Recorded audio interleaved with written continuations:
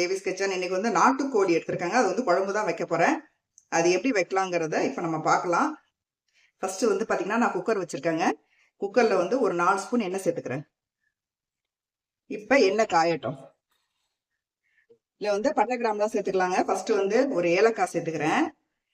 லவங்கம் 3 லவங்கம் சேர்த்துக்கிறேன். அன்னாசி பூ 2 சேர்த்துக்கிறேன். கருவேப்பிலை கொஞ்சம் சேர்த்துக்கிறேன். அதுக்கப்புறம் வெங்காயம்,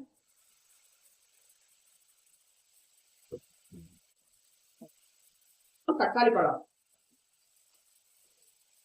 கல் உப்பு சேர்த்துக்கிறேன். அப்புறம் ஒரு 2 ஸ்பூன் இஞ்சி பூண்டு பேஸ்ட்.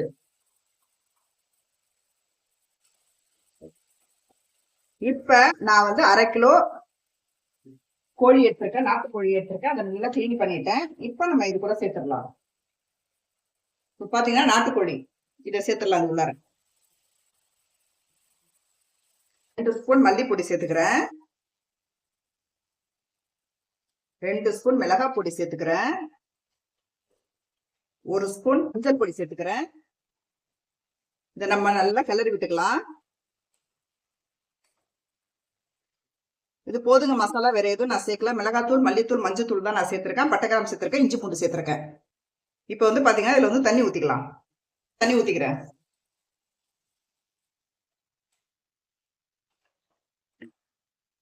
இப்போ வந்து பாத்தீங்கன்னா நான் வந்து கொத்தமல்லி புதினா வந்து அரைச்சி நான் வந்து ஊத்த போறேன். இப்ப நான் இப்ப இதை மிக்ஸ் பண்ணிக்கலாம். கொத்தமல்லி புதினாவை நம்ம அப்படியே போடுறதை விட நம்ம அரைச்சி ஊத்தினோம்னா இன்னும் வாசனையா இருக்கும். இப்ப நம்ம குக்கரை மூடிடலாம். இப்போ வந்து பாத்தீங்கன்னா குக்கர் ஓபன் பண்ணிடலாங்க. நாட்டுக்கோழி குழம்பு குக்கர்ல வச்சிருக்கேன். இதை ஓபன் பண்ணி பாத்திரலாம். இப்ப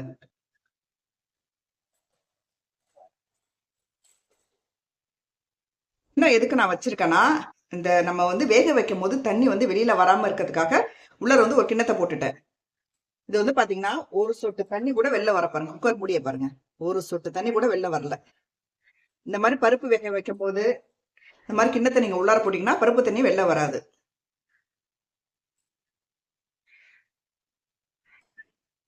இப்ப நம்ம குழம்ப பாத்துடலாம்.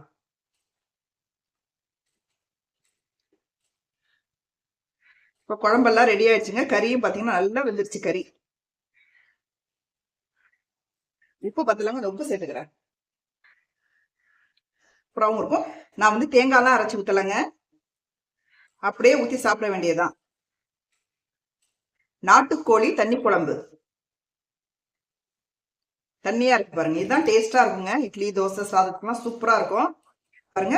இந்த வீடியோ பிடிச்சிருந்தா லைக் பண்ணுங்க, சப்ஸ்கிரைப் பண்ணுங்க, மறக்காம பெல் ஐக்கானை கிளிக் பண்ணுங்க. அப்பதான் நாங்க போற வீடியோஸ் வரும். தேங்க்யூ.